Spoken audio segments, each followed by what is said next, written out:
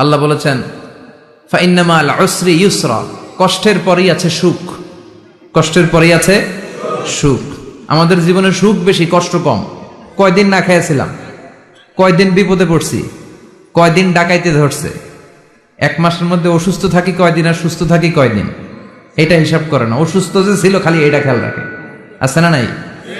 তার মানে ইন্না মাল উসরি ইউসরা, দুঃখের পরে আছে সুখ, মোটিভেশন, প্রাণটা আবার উদ্বেলিত হয়ে ওঠে। তাই তো আসলে তো দুঃখের পরে সুখ। এজন্য কষ্ট যখন পাবেন, অসুস্থ যখন হবেন, ওইখানেও আনন্দ করবেন, কারণ সামনে আরাম আসতেছে। সুবহানাল্লাহ পড়েন। মুমিনের হারাবার কিছু নাই, দুঃখ পাওয়ার কিছু নাই। মুমিন অসুস্থ হলে অসুস্থতার মাধ্যমে, তার রোগের মাধ্যমে তার গুনাহ ঝরে যায়, সে আল্লাহর কাছে প্রিয় হয়ে ওঠে। তা আমাদেরকে কেউ হারাইতে পারে? কথা বলেন, আমাদের কেউ ভয় দেখাইতে পারে? মোটিভেশনাল সূরা, সূরাতুল ইনশিরাহ আর সূরাতুদ দুহা। এখানে অনেক হিউজ মোটিভেশন আছে। যারা হতাশ, যাদের জীবন ভাল লাগে না, মরে যেতে মনে চায়, গার্লফ্রেন্ড গালি দিছে, আছে না নাই? আবার বয়ফ্রেন্ড গার্লফ্রেন্ডের গালি দিছে, এ ওড়না পেঁচায়া ফ্যানের মধ্যে ঝুলে আত্মহত্যা করে। আহা, কত বড় পাগল! তুই মরলি কেন? গালি দিছে তো কি হয়েছে? হ্যাঁ, বুঝতে চায় না, হতাশ হয়ে যায়। আর বয়স কম তো, ইচড়ে পাকা, অল্পতে কাবু হয়ে যায়। এই সূরাগুলো পড়ে না। এখানে আশার বাণী আছে। আজকে আমি জানি কথা শোনাবো আপনাদেরকে, শুরুতে আগে সংক্ষেপে বলে দিই। এই সূরার মূল কথা হচ্ছে, মানে সেন্ট্রাল থিম বা সাবজেক্ট ম্যাটার, সূরাতুদ দুহার কেন্দ্রীয় আলোচ্য বিষয় হচ্ছে নিরাশ হবেন না, হতাশ হবেন না, হাল ছাড়বেন না, ভরসা রাখবেন কার উপর? মুমিনরা নিরাশ হয়, হতাশ হয়, হাল ছাড়ে নাকি ভরসা রাখে? কার উপর ভরসা? কার উপর? না নৌকার উপর, ধানের শীষ, নাঙ্গল, হাত পাখা, দাড়িপাল্লা? ভরসা থাকবে একজনের উপর। চিল্লায় বলেন, তিনি কে? Never be sad, never lose hope. Every time you feel like you cannot go on, you feel so lost that you are so alone. Don't despair and never lose hope, 'cause Allah is always by your side. Insha'Allah, Insha'Allah, Insha'Allah, you'll find your way. Insha'Allah, Insha'Allah, Insha'Allah, you'll find your way. Every time you feel like you cannot go on, you feel so lost that you are so alone. Don't despair and never lose hope, 'cause Allah is always by your side. Insha'Allah, পড়েন, Insha'Allah, Insha'Allah, you'll find a way. Insha'Allah, Insha'Allah, Insha'Allah, you'll find a way. ঠিক কি না? কি সুন্দর nasheed! Never lose hope, you will find your way. তুমি তোমার পথ খুঁজে পাবে। আমাদেরকে পথ দেখায় কে? আল্লাহ। এজন্য সূরাতুদ দুহার কেন্দ্রীয় আলোচ্য বিষয় হচ্ছে হতাশ হওয়া যাবে না, নিরাশ হওয়া যাবে না, হাল ছাড়া যাবে না, ভরসা রাখতে হবে একজনের উপরে। চিৎকার করে বলেন, তিনি কে? আল্লাহ। হতাশ যারা, ফ্রাস্ট্রেটেড, আপসেট পিপল, তাদের জন্য, হতাশ ব্যক্তিদের জন্য এই সূরাটা একটা আলোকবর্তিকা, একটা আলোর মশাল। এই সূরাটা পড়লেই হতাশ ব্যক্তিরা মনে শান্তি পায়, আশা ফিরে পায়, দিক ফিরে পায়। ঠিক কিনা? এই সূরাটা নাজিল হওয়ার একটা ব্যাকগ্রাউন্ড আছে, শুনবেন। বিষ্ণু ঈসা ইসলামের কাছে যখন ওহী নাজিল হতে শুরু করলো, বিষ্ণু ঈসা ইসলাম ওহীর কথাগুলো পৌঁছে দিতে লাগলেন। যাই নাজিল হতো বিষ্ণুনবী পৌঁছে দিতেন। বিশ্বনবী সাহাবাদের কাছে শেয়ার করে দিতেন, যেটাই নাজিল হতো তিনি পৌঁছে দিতেন, যেটাই। কারণ আল্লাহর আদেশ, ইয়া আইয়ুহার রাসূল বাল্লিগ মা উনজিলা ইলাইক, ও নবী আপনার কাছে আমি ওহী থেকে যা নাজিল করি সব পৌঁছে দেন, একটাও গোপন করা যাবে। আল্লাহর কাছ থেকে বিশ্বনবী যে সমস্ত মেসেজ, ইনফরমেশন, তথ্য, রেভেলেশন, ওহী পেয়েছে, একটাও কি বিশ্বনবী গোপন করেছে? সব প্রকাশ করে গিয়েছে, সব শেয়ার করে গিয়েছে। বিশ্বনবী শেয়ার করতে লাগলেন। সকালে যা নাজিল হয় শেয়ার করেন, দুপুরে নাজিল হয় শেয়ার করেন, রাতে নাজিল হয় শেয়ার করেন, শেয়ার করতে লাগলেন। কিন্তু কি অবাক করা কাণ্ড, হঠাৎ করে এই ওহী আসার ধারাবাহিকতা আল্লাহ বন্ধ করে দিলেন। ওহী আর আসে না, আকাশ থেকে নতুন তথ্য আর নামে না। ঘটনা কি? ওহী আসে না কেন? তথ্য আসে না কেন? জিব্রাইল আসে না কেন? কোন বর্ণনা এসেছে 15 দিন, কোন বর্ণনায় 1 মাস, 3 মাস, এমনকি 6 মাস পর্যন্ত বর্ণনা পাওয়া যায় যে বিশ্বনবীর কাছে 6 মাস ওহী আসে নাই। বিশ্বনবী তো অবাক, ঘটনা কি? ওহী নামে না কেন?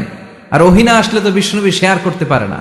এতদিন যা আসতো বলে বেড়াতো, এখন আসেও না, বলতেও পারে না। কাফির মুশরিকরা বিশ্বনবীর গালি দিতে শুরু করলো, মুহাম্মদের রব মুহাম্মদের ভুইলা গেছে, মুহাম্মদের আল্লাহ মুহাম্মদের ছেড়ে দিয়েছে। বিশ্বনবীর চাচি আবু লাহাবের স্ত্রী উম্মে জামিল বলতে শুরু করলো, কি মুহাম্মদ, তোমার শয়তানটা তোমার কাছে আসে না? না, শয়তান দ্বারা তিনি জিব্রাইলকে বুঝিয়েছেন যে তোমার জিব্রাইল তোমার কাছে আসে না। এভাবে সবাই গালমন্দ করতে শুরু করলো যে মুহাম্মদের আল্লাহ মুহাম্মদকে ভুলে গিয়েছে। বিষ্ণু ঈসা ইসলাম নিজেও হতাশ হয়ে গেলেন, কি রে ওহী আসে না কেন? আমার কোনো ভুল হচ্ছে না তো? আমার কোনো অপরাধ হয়ে গেল না তো? আল্লাহ কি আমার উপর অসন্তুষ্ট হয়েছেন? আল্লাহ কি আসলেই আমারে ভুলে গেছেন? আল্লাহ কি আমাকে ত্যাগ করেছেন? তিনি কি আমার উপর রেগে আছেন? আমরাও মাঝে মাঝে এরকম হতাশ হয়ে পড়ি। এরকম হতাশ লোক আছে না নাই? কিরে আমার দোয়া কবুল হয় না কেন? আল্লাহ আমার ডাকে সাড়া দেয় না কেন? আমার জীবনে এত দুঃখ কেন? আমার জীবনে তো ভালো কিছু হয় না, খালি সব কষ্ট আমার কেন? এরকম আছে না নাই? এরকম হতাশদের জন্য এই সূরাটা একটা আলোকবর্তিকা, মোটিভেশনাল সূরা। আলহামদুলিল্লাহ পড়েন। বিশ্বনবীকে আল্লাহ আশ্বস্ত করলেন আর এই সূরাটা নাজিল করলেন আর বললেন, ওয়াদ-দুহা, ওয়াদ-দুহা। দুহা মানে আলো, দুহা মানে আলো, প্রভাতের সূর্য কিরণের শপথ। Look up, the sunlight, it's a very beautiful day out there. ও নবী হতাশ হবেন না, বেরোন, সকালের সূর্যটা কত সুন্দর, কি ঝলঝলে পৃথিবী, ফকফকে আর তকতকে, দেখলেই মনটা ভরে যায়, ঠিক কিনা? দোহা, দোহা মানে আলো, আশার আলো, সম্ভাবনার আলো। আমাদের জীবনে আলোর দরকার আছে না নাই? আলো না থাকলে আমরা বাঁচতে পারবো? আলো লাগে বড় ভালো। এই আজকে আলো না থাকলে আমার দেখা যেত? এজন্য কোরআনকে আল্লাহ আলো বলেছেন। কোরআনকে কি বলেছে? কিতাবুন আনজালনাহু ইলাইকা লিতুখরিজান নাসা মিনাল যুলুমাতি ইলান নূর। ও Muhammad, I've revealed this holy Quran unto you to lead the mankind out of darkness into the light. অন্ধকার থেকে লাইট, লাইট মানে কি? আলো, আলোর দিকে নেয়ার জন্য কোরআন পাঠিয়েছি। আবার বিশ্বনবীকেও আল্লাহ নূর, নূরের সাথে তুলনা করেছেন। আবার বিশ্বনবী আল্লাহর কাছে নূর চাইতেন, বলতেন, আল্লাহ আমার ডানে আলো দাও, আমার বায়ে আলো দাও, আমার সামনে আলো দাও, পিছনে আলো দাও, উপরে আলো দাও, নিচে আলো দাও, আমার দেহে আলো দাও, আমার মাংসপেশির ভিতরে আলো দাও, আমার হাড্ডির ভিতরে আলো দাও, আমার জন্য তুমি আলো দাও। পড়েন আমিন। এজন্য আলো ছাড়া বেঁচে থাকা অসম্ভব। আল্লাহ তাআলা আলোর নামে সূরা দিলেন, সূরাতুদ দুহা, প্রভাতের আলো, প্রভাতের সূর্য কিরণের শপথ, আলোর শপথ। সুবহানাল্লাহ পড়েন। এরপর আল্লাহ বললেন, ওয়াল লাইলি ইযা সাজা, আলোর শপথ, সকালবেলার সূর্য কিরণের শপথ। দ্বিতীয় আয়াতে আল্লাহ বললেন, রাত্রিবেলার শপথ, যখন রাত্রিটা নিঝুম হয়, হয় নিস্তব্ধ। নিঝুম আর নিস্তব্ধ রাতের শপথ। তাহলে আল্লাহ আলোর কসম কাটলেন, তারপরে অন্ধকারের কসম কাটলেন, ঠিক কিনা? আলো দ্বারা মূলত আল্লাহ তাআলা ওহীর আগমনকে বুঝিয়েছে, আর অন্ধকার দ্বারা আল্লাহ তাআলা ওহীর অনুপস্থিতি বুঝিয়েছে। এটা দিয়ে আল্লাহ বুঝাতে চাইলেন, ও নবী, কাফির মুশরিকরা আপনারা গালি দেয়, ওরা বলে যে আমি আপনারে ভুলে গেছি, আমি আপনারে ত্যাগ করেছি, আমি আপনার প্রতি অসন্তুষ্ট। না না, আমি ইচ্ছা করে ওহী পাঠাই না, কারণ সব সময় আলো থাকলে ভাল লাগে না, কিছু সময় অন্ধকারের দরকার আছে না নাই?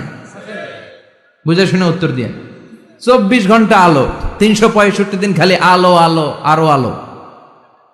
যদি সূর্যের আলো সব সময় থাকে 365 দিন, ভাল লাগবে? রাতে ঘুমাবেন কেমনে? আবার সব সময় ঘুটঘুটে অন্ধকার, আলো নাই, ভাল লাগে? ক্ষেত খামারে চাষ করা লাগবে না, বাজারে যাওয়া লাগবে না।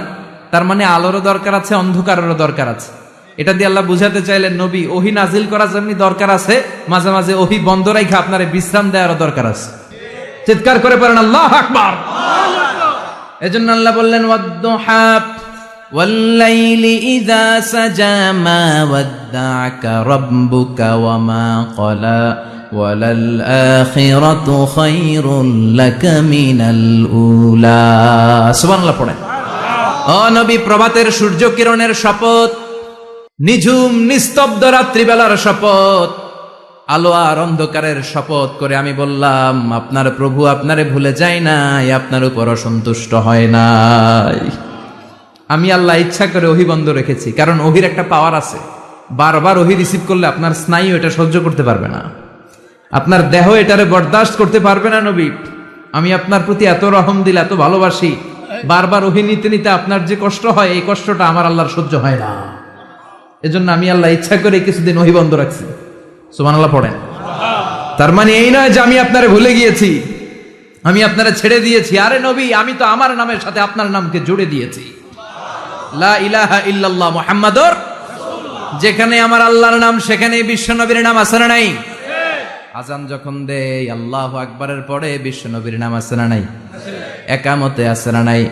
আবার আল্লাহর জন্য যখন সালাত আদায় করি শেষ বৈঠকে বিশ্ব নবীর উপর দুরূদ আছে না নাই? রাফা'না লাকা যিকরাক। ও নবী, আপনার নামকে আমি অনেক উপরে তুলে ধরেছি। আমার নাম যেখানে আপনার নাম ওইখানে, গোটা বিশ্বব্যাপী আপনার নাম ছড়ায় যাবে। ওরা আপনারে গালি দেয় কবি বলে, ওরা গালি দেয় গণক বলে, ওরা বলে আপনি আবতার, লেস কাটা। আসলে যারা আপনারে গালি দেয় ওরাই লেস কাটা। ওরা আপনারে বলে আপনি নির্বংশ, আপনার ছেলেগুলো বেঁচে নাই, মেয়ে বেঁচে আছে, আপনার নাম নেয়ার কেউ থাকবে না। ওই আবু জাহেল, উতবা, সাইবা, ওদের নাম নেয়ার কেউ থাকবে না।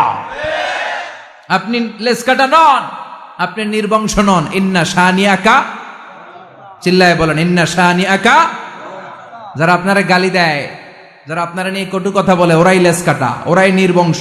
ওদের বংশকে আমি আল্লাহই নির্বংশ করে ছাড়ি। চিল্লায় বলেন ঠিক কিনা? ও নবী, মা ওয়াদ্দা'আকা রাব্বুকা ওয়া মা ক্বালা। আপনার রব আপনারে পরিত্যাগ করে নাই, আপনারে ভুলে যায় নাই, আপনারে ছেড়ে দেয় নাই। আপনার রব ইচ্ছা করেই ওহী নাজিল বন্ধ করে রেখেছে। আমি ইচ্ছা করেই আপনারে প্রেসার দিতে চাই নাই গো নবী, কারণ ওহী রিসিভ করা অনেক কঠিন। এটা আস্তে আস্তে আপনি অভ্যস্ত হবেন। সুবহানাল্লাহ পড়েন। ওহীর একটা পাওয়ার আছে না নাই? আমরা তো কি মজায় মজায় কোরআন পাইছি। এই যে কি সুন্দর কোরআন নিয়ে বসি, পড়ি, তাফসীর করি, কি মজার কোরআন।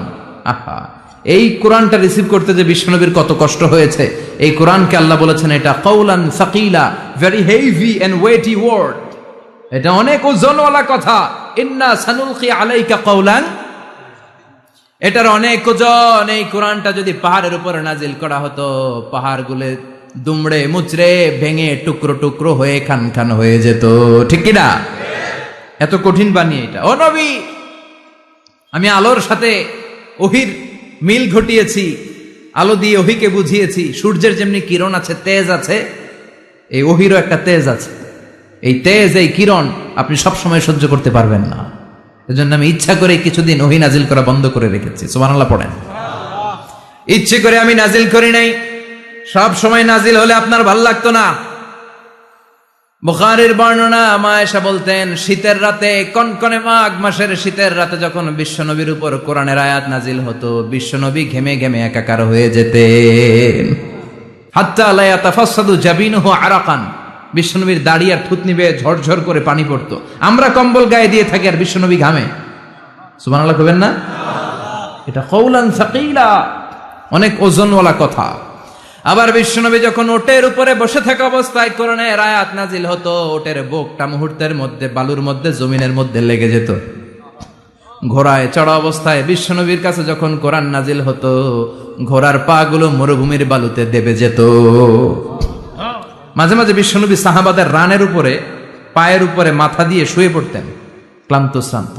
যায়েদ বিন হারেসা, বিশ্বনবীর পালক পুত্র, তার পায়ের উপরে মাথা রেখে বিশ্বনবী একবার কথা বলতে বলতে ঘুমিয়ে পড়লেন। ঘন্টাখানিক ঘুমালেন। যায়েদ বিন হারেসা বলে, আমার কাছে তেমন কোনো কষ্টই হচ্ছে না, বিশ্বনবীর মাথাটা খুব বেশি ওজন মনে হচ্ছে না। ঘন্টাখানিক পর বিশ্বনবীর চোখ খুললেন, আর খোলা মাত্রই ওনার উপর ওহী কোরআনের আয়াত নাজিল করতে শুরু করলো কে? আল্লাহ। যায়েদ বিন হারেসা বলে, যখনই কোরআনের আয়াত নাজিল হতে শুরু করলো আমার মনে হচ্ছে বিশ্বনবীর মাথাটা 50-60 কেজি ওজন বেড়ে গিয়েছে। বিশ্বনবীর মাথার ওজনে আমার পায়ের রান ফেটে যাবে, আমার পায়ের হাড্ডি ফেটে যাবে, আমার পাটা ভেঙে খান খান হয়ে যাবে মনে হচ্ছিল। তার মানে কোরআনের আয়াত যখন নাজিল হয় বিশ্বনবীর উপর একটা প্রেসার আছে না নাই? এই জন্য আল্লাহ বললেন, নবী আমি আপনার ভুলে যাই নাই। কাফেররা যেমনি আপনারে গালি দেয় যে আমি আপনারে ভুলে গিয়েছি, আপনার উপর আমি অসন্তুষ্ট, নেভার, অসম্ভব। আমি আপনার উপর কখনো অসন্তুষ্ট নই, বরং আমি ইচ্ছা করি আপনার উপর থেকে প্রেসার কমিয়ে দেওয়ার জন্য কয়েকদিন ইচ্ছা করে আপনারে ছুটিতে রাখছি। সুবহানাল্লাহ পড়েন, যাতে করে আবার এনার্জি গায়ে নেওয়ার পরে নতুন করে কোরআনের আয়াত রিসিভ করার জন্য আপনি সক্ষম হন। চিল্লায় পড়তে হবে আল্লাহু আকবার।